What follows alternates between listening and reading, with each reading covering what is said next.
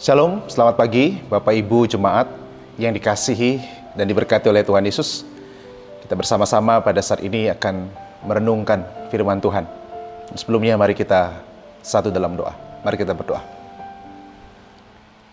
Ya Tuhan yang penuh dengan kasih dan anugerah, kami mengucap syukur kepadamu untuk kebaikan-Mu yang selalu Engkau nyatakan di dalam kehidupan kami. Dan sebentar kami akan kembali bersama membaca, belajar, merenungkan dari firman-Mu. Biarlah Tuhan di dalam pimpinan Roh Kudus memimpin kami semua, supaya kami boleh mengerti apa yang Tuhan ingin sampaikan bagi setiap kami melalui kebenaran firman-Mu. Kami beri ruang bagi Roh Kudus untuk menuntun dan mengajar setiap kami. Hanya dalam tangan-Mu ya Tuhan, hanya dalam bimbingan-Mu ya Roh Kudus, kami serahkan sepenuhnya permenungan dan pemberitaan firman Tuhan pada saat ini. Amin. Bapak Saudara dikasih Tuhan, pada ibadah hari ini, 26 Desember tahun 2021, mari kita bersama membaca bagian firman Tuhan yang akan kita renungkan bersama-sama, yang terambil dari kitab Nabi Yesaya, pasal yang ke-7. Kita membaca ayat 10 sampai dengan ayat yang ke-14. Yesaya pasal 7, ayat 10 sampai dengan ayat yang ke-14. Demikianlah firman Tuhan. Tuhan melanjutkan firman-Nya kepada Ahaz, katanya, "Mintalah suatu pertanda dari Tuhan Allahmu, biar itu sesuatu dari dunia orang mati yang paling bawah, atau sesuatu dari tempat tertinggi yang di atas." Tetapi Ahaz menjawab, "Aku tidak mau meminta, aku tidak mau mencobai Tuhan." Lalu berkatalah Nabi Yesaya, "Baiklah, dengarkan, hai keluarga Daud. Belum cukupkah kamu melelahkan orang sehingga kamu melelahkan Allahku juga? Sebab itu Tuhan sendirilah yang akan memberikan kepadamu suatu pertanda.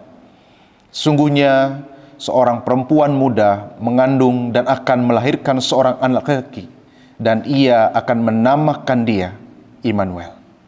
Kiranya firman Tuhan, biarlah kita menjadi orang yang berbahagia oleh karena kita mau terus mendengar firman Tuhan, menyimpan dalam hati, dan juga terus melakukan dalam kehidupan kita hari demi hari. Haleluya. Selamat pagi, shalom Bapak Ibu Jemaat dikasih Tuhan. Di ibadah hari Minggu ini, 26 Desember tahun 2021 ini, kita bersama-sama akan merenungkan firman Tuhan.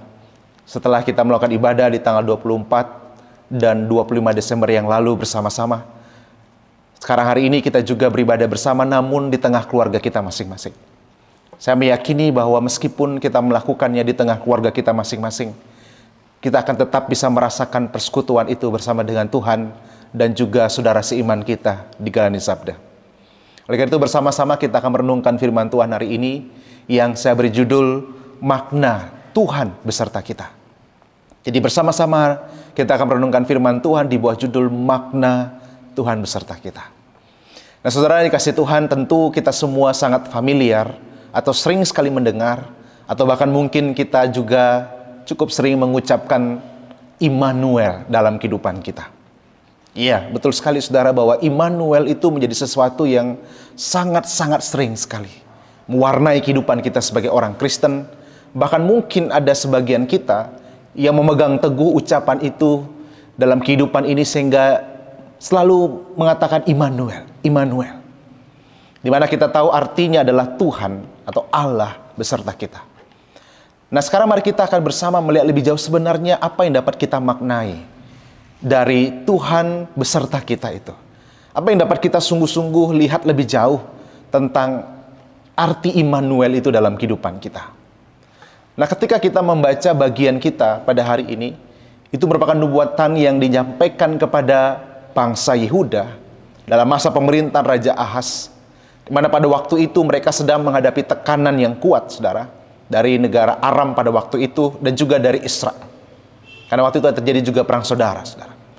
Nah dalam tekanan yang dialami itu, Yehuda, Raja Ahaz khususnya, mencari pertolongan utama bukan kepada Tuhan, tetapi kepada bangsa Asyur. Nah saudara, apa yang dilakukan itu tentu menyakiti hati Tuhan, mengecewakan Tuhan yang telah menyertai mereka dalam perjalanan kehidupan mereka sebagai bangsa. Nah kalau kita perhatikan Bapak Ibu dari bacaan yang kita baca tadi, di awal Tuhan menawarkan kepada Ahaz, kamu minta tanda apa? Ketika kamu menghadapi situasi yang tidak mudah ini, kamu mau tanda apa? Tetapi kalau kita lihat sepintas jawaban Ahaz itu rasanya baik jawaban itu, saudara. Karena dia berkatakan, aku nggak mau minta tanda apapun, karena aku tidak mau mencobai Tuhan. Padahal kalau kita melihat lebih jauh, saudara, dari background kisah ini, maka kita bisa menangkap sebenarnya bahwa Raja Ahaz tidak mau meminta tanda karena dia tidak mau mengandalkan Tuhan sebagai utama. Tetapi dia lebih mau mengandalkan bangsa lain untuk menolong situasi yang dihadapi. Maka saudara, kalau saudara baca nanti ayat selanjutnya sampai ayat yang ke-25 misalnya, saudara akan bisa melihat di situ bahwa akhirnya memang apa yang dikatakan oleh firman Tuhan, sebenarnya Tuhan mau kasih tanda, tapi mereka tidak mau, khususnya Raja Ahaz, untuk menerima itu. Karena dia lebih ingin mengandalkan bangsa Asyur. Pada akhirnya melalui bangsa Asyur lah Tuhan pakai untuk boleh mengalahkan mereka, membentuk mereka, sehingga Yehuda dan Yerusalem pada itu jatuh ke tangan Asyur. Nah, saudara, kasih Tuhan yang menarik, saudara, ketika Raja Ahaz ditawarkan sebuah tanda, dia menjawab, saya tidak perlu tanda. Tetapi Tuhan menegaskan melalui Nabi Yesaya, Tuhan sendirilah kalau begitu yang akan memberikan tanda kepada bangsa Yehuda. Apa tanda itu? Bahwa seorang anak perempuan atau seorang anak darah akan melahirkan seorang anak laki dan dengan namakan dia Immanuel. Saudara, mari kita coba membayangkan, saudara, sebagai Allah, sebagai Tuhan yang berkuasa, tentu dia tidak perlu untuk mengungkapkan itu, tanda itu kepada Ahaz yang jelas-jelas menolak untuk menampaikan tandanya kepada Tuhan. Tapi Tuhan tetap memberikan tanda itu. Karena Tuhan ingin menegaskan tentang apa yang dia sudah janjikan dan apa yang dia akan genapi melalui kehadirannya di dalam diri Yesus Kristus yang disebut sebagai Immanuel. Kalau kita perhatikan ayat 14 bacaan kita tadi, di mana sebuah nubuatan tentang kehadiran Immanuel itu, maka kita tahu akhirnya itu memang sepenuhnya telah digenapi, yaitu di dalam diri Yesus Kristus, yang kita bisa melihat dalam Injil Matius 1 ayat 23. Injil Matius 1:23 bicara tentang bagaimana malaikat berbicara kepada Yusuf ketika dia bergumul, ketika dia mengetahui tunangannya sudah hamil.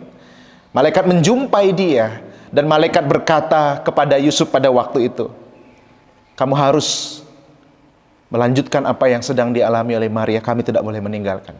Karena anak yang dilahirkan itu adalah Immanuel, yang berarti Allah, yang berarti Tuhan beserta kita. Saudara, apa maknanya bagi kita hari ini? Ketika kita melihat kepada Immanuel itu, memandang kepada Tuhan yang beserta kita, apa yang dapat kita maknai hari ini? Di dalam ibadah Natal yang kedua ini, ibadah di hari Minggu tanggal 26 Desember 2021 ini, kita bersama diingatkan tentang apa yang sebenarnya Allah ingin sampaikan kepada kita ketika dia mengungkapkan bahwa dirinya adalah Immanuel, Tuhan Allah beserta kita. Saudara, inilah yang kita akan bersama lihat lebih jauh. Bahwa Natal dalam kehidupan kita, Natal yang kita sedang hayati bersama-sama, adalah merupakan bukti kehadiran Allah dalam realitas kehidupan manusia. Allah berkenan hadir dalam kenyataan kehidupan manusia yang penuh dengan kekacauan. Allah berkenan untuk turun tangan, untuk memperbaiki dan menolong kekacauan yang terjadi. Natal juga mengingatkan kita bahwa Allah yang kita sembah adalah Allah yang mau berelasi dengan kita dalam keakraban dengan Dia.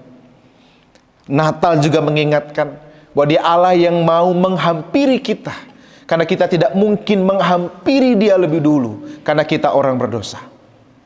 Ketika kita mengingat tentang Immanuel, maka kita sedang diingatkan bahwa Dia Allah yang berkenan menyertai perjalanan kehidupan kita. Allah yang bukan hanya hadir dan pasif, tetapi Allah yang hadir dan terus aktif bekerja untuk mendatangkan kebaikan bagi setiap orang yang mengasihi Dia. Itulah kesaksian dari kitab Roma 8:28. Jadi ketika kita bicara tentang Immanuel itu, maka kita diajak untuk melihat kembali untuk apa Immanuel itu ada dalam kehidupan kita. Nah, saudara, itulah sebabnya kalau kita merenungkan akan firman Tuhan pada hari ini, kita diingatkan bahwa Dia Allah kita yang berkenan menyertai perjalanan kehidupan kita dalam berbagai keadaan situasi yang sedang dan akan kita hadapi. Dia Allah yang bukan hanya duduk di singgasananya, yang tidak mau tahu dengan apa yang terjadi dengan kehidupan umat manusia di dunia ini. Tapi Dia Allah yang berkenan hadir dalam kehidupan kita, menyertai kita, bersama dengan kita dalam kehidupan kita. Oleh sebabnya itu terus kita mengingatkan bahwa Dia adalah firman itu telah menjadi manusia dan kita telah melihat kemuliaannya di dalam kehidupan kita. Kehadiran Sang Firman yaitu Kristus telah menegaskan kembali Dia Allah yang beserta dengan kita. Lalu pertanyaan lebih jauh, saudara, apa maknanya Allah yang beserta dengan kita itu? Apa artinya ketika Tuhan berkenan untuk hadir dalam kehidupan kita, hadir dalam keseharian kita, menyertai kita semua dalam kehidupan ini? Saudara, perlu kita sungguh-sungguh ingat betul, ketika kita meyakini mungkin, kita belajar untuk menghayati tentang Allah beserta kita. Mari kita benar-benar menghayatinya dengan sudut pandang yang tepat. Tuhan tidak beserta dengan kita untuk memuaskan keinginan kita yang tidak baik. Jadi ketika kita punya keinginan yang tidak baik, lalu kita mau untuk memuaskan keinginan yang tidak baik itu, lalu kita berkata Immanuel, tentu itu salah, saudara. Tentu itu tidak benar. Sebab Tuhan tidak mungkin menyertai kita untuk memuaskan keinginan kita yang tidak baik. Demikian juga Immanuel bukan berarti untuk memuluskan rencana kita yang jahat, rencana kita yang tidak baik dalam kehidupan kita. Kalau seorang punya rencana yang nggak baik, apapun bentuk rencana itu, lalu dia berkata Immanuel, Tuhan beserta dengan kita, maka tentu itu tidaklah benar. Karena Tuhan tidak menyertai kita untuk memuluskan rancangan-rancangan yang jahat dalam kehidupan kita. Karena rancangannya adalah rancangan damai sejahtera. Immanuel juga bukan berarti bahwa Tuhan beserta kita untuk menguatkan kita ketika jalan kita serong. Ketika kita keluar dari jalannya Tuhan, maka kita tidak bisa berkata Tuhan beserta saya di tengah jalan yang saya jalani, jalan yang serong ini. Tuhan beserta kita bukan untuk menguatkan kita ketika kita berjalan dalam jalan yang serong. Bapak, Ibu, saudara-saudara yang dikasihi dan diberkati Tuhan, tidaklah demikian kita memahami Tuhan yang beserta dengan kita. Bukankah dalam kehidupan ini, kalau kita mau jujur, kadang kita menyeret Tuhan. Kadang kita ingin tanda kutip memaksa Tuhan untuk menyertai kita di rancangan-rancangan kita yang tidak baik, di rencana-rencana kita yang jahat, di keinginan-keinginan kita yang hanya untuk memuaskan hawa nafsu kita sendiri. Bahkan di tengah perjalanan hidup kita yang tidak berjalan dalam kebenaran. Tapi hari ini kita diingatkan, Immanuel itu, Allah Tuhan kita yang beserta dengan kita itu, bukan untuk itu kita yakini. Lalu untuk apa Immanuel itu? Tuhan beserta kita untuk apa? Saya mengajak kita melihat 3 hal, saudara, yang bisa kita hayati. Immanuel itu untuk apa di dalam kehidupan kita hari ini dan ke depan? Yang pertama, Bapak, Ibu, saudara-saudara yang dikasihi Tuhan, Immanuel, Tuhan yang beserta kita itu adalah untuk menolong dan menguatkan kita. Menolong dan menguatkan kita ketika kita tidak tahu lagi harus berbuat apa dalam kehidupan ini. Ketika kita sudah merasa lelah dan bahkan kehilangan pengharapan di dalam kehidupan ini, maka Immanuel itu hadir untuk menolong dan menguatkan kita. Mungkin di antara kita ada orang yang sedang menghadapi situasi yang kita merasa bahwa sepertinya sudah tidak bisa melakukan apa lagi. Tinggal menunggu hal yang buruk terjadi. Tinggal melihat apa yang tidak diharapkan itu akan terjadi. Bahkan kita merasa saya sudah lelah menjalani ini. Saya tidak lagi melihat ada secercah harapan atas apa yang sedang kami hadapi hari ini. Hari ini ketika kita bersama diingatkan tentang makna Immanuel, maka kita sedang diingatkan bahwa Tuhan beserta kita untuk menolong dan menguatkan di dalam perjalanan kehidupan kita. Apapun keadaan saudara hari ini, apapun situasi yang saudara hadapi hari ini, kita bisa yakin Tuhan, Engkau Immanuel. Engkau yang akan menguatkan, Engkau yang akan menolong dalam kehidupan saya. Lalu yang kedua, Bapak, Ibu, saudara kasih Tuhan, Tuhan beserta kita untuk apa? Yang kedua adalah Tuhan beserta kita agar kita makin mengenal dan mengalami Dia di dalam kehidupan ini. Saudara, semakin saudara sering berjumpa, semakin saudara sering berkomunikasi, membangun relasi dengan seseorang, maka saudara akan semakin mengenal seseorang itu. Saudara, bayangkan kita sangat bersyukur karena Tuhan yang Maha Tinggi berkenan untuk menyertai kita dalam perjalanan sehari-hari kita, agar kita makin mengenal, makin mengalami Dia dalam kehidupan kita hari demi hari. Semakin kita tahu siapa Tuhan yang kita sembah, semakin kita mengalami tentang sifat-sifatnya dalam kehidupan ini, semakin kita bisa mengalami siapa Dia dalam hidup ini. Immanuel, Tuhan yang beserta kita, adalah supaya kita makin mengenal, makin mengalami Tuhan di dalam kehidupan ini. Kegagalan Raja Ahaz, kegagalan bangsa Yehuda untuk boleh mengalami Tuhan yang menyertai, karena mereka tidak sungguh-sungguh mau belajar makin mengenal akan siapa yang mereka sembah, akan siapa yang mereka yakini dalam hidup mereka. Saudara, kalau jujur kita akui, tidak jarang saudara dan saya, kita belajar untuk mau sebenarnya, untuk makin mengenal dan mengalami Tuhan. Tetapi pergumulan persoalan hidup kita, tantangan, cobaan yang kita alami, kadang membuat kita berpikir, benarkah Dia Tuhan yang mengasihi saya? Kadang mungkin kita berpikir ulang, benarkah Dia Tuhan yang berkuasa? Benarkah Dia Tuhan yang mampu melakukan mujizat? Apa yang tidak mungkin bagi saya, itu mungkin bagi Tuhan. Saudara, itu pertanyaan yang kadang secara alamiah sebagai manusia yang terbatas kita gumuli, saudara. Ketika kita merasa bahwa terlalu berat dan terlalu besar apa yang kita hadapi. Tapi mari kita meyakini, ketika Immanuel itu telah digenapi, artinya Dia mau supaya kita makin mengenal, makin mengalami Dia di dalam kehidupan kita. Maka mari kita terus membangun hubungan dengan Dia, karena Dia menyertai kita, hadir dalam perjalanan kehidupan kita, supaya kita makin tahu siapa Dia, kita makin mengalami Dia dalam kehidupan kita.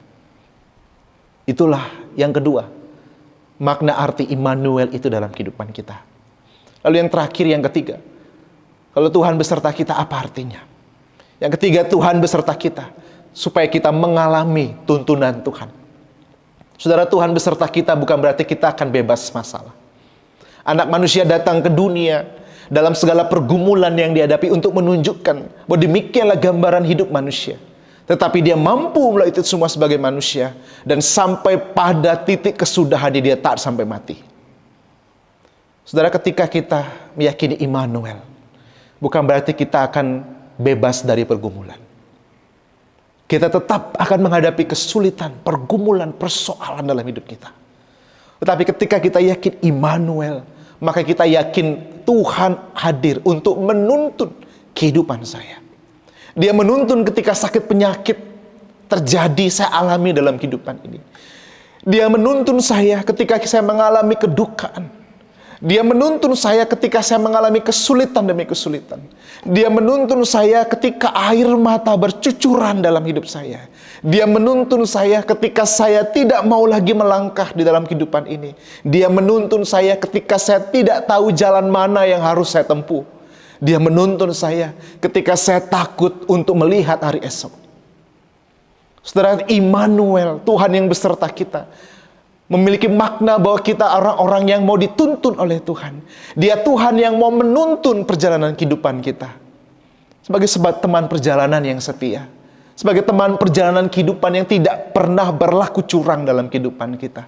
Itulah Immanuel yang dapat kita yakini. Saudara, itulah makna Immanuel, saudara. Itulah makna Tuhan beserta kita. Dia beserta kita yang pertama untuk menolong dan menguatkan kita. Lalu yang kedua, Dia beserta kita untuk makin kita mengenal dan mengalami Dia. Dia beserta kita untuk Dia menuntun perjalanan kehidupan kita. Mari kita yakini itu, saudara. Apapun keadaan kita hari ini, apapun situasi kita ke depan, kita memiliki sebuah keyakinan yang benar akan makna Immanuel itu dalam kehidupan kita. Biar Tuhan memberkati saudara semua, supaya sungguh-sungguh boleh makin mengenal, makin mengerti, makin menghidupi, makin menghayati makna Immanuel, Tuhan yang beserta kita itu di dalam kehidupan ini. Tuhan memberkati jemaat sekalian. Amin. Mari kita berdoa untuk firman Tuhan. Ya Tuhan, kami bersyukur untuk firman-Mu yang bersama-sama boleh kembali kami renungkan. Di hari Minggu ini Tuhan, di Natal yang kedua ini, untuk mengingatkan kami akan apa makna yang sebenarnya dari Immanuel itu. Biar kami sungguh menangkap dengan benar, menghidupi, memegang dengan benar makna Immanuel itu dalam kehidupan kami ya Tuhan. Engkau memberkati kiranya bagi seluruh umat Tuhan, khususnya umat Tuhan yang ada di Galang di Sabda. Engkau menolong mereka, Engkau menuntun mereka, menguatkan mereka, dan memampukan mereka untuk makin mengenal dan mengalami Engkau di dalam kehidupan mereka. Terima kasih untuk firman-Mu ya Tuhan. Biarlah sungguh firman ini akan ada terus dalam hidup kami, terus bertumbuh, dan pada akhirnya boleh menghasilkan buah-buah seperti apa yang Tuhan kehendaki. Terima kasih Tuhan untuk firman-Mu. Segala kemuliaan, hormat, dan puji-pujian kami hanya bagi nama-Mu. Di dalam nama Tuhan Yesus Kristus, kami bersyukur untuk firman-Mu yang bersama-sama telah kami renungkan. Haleluya. Amin.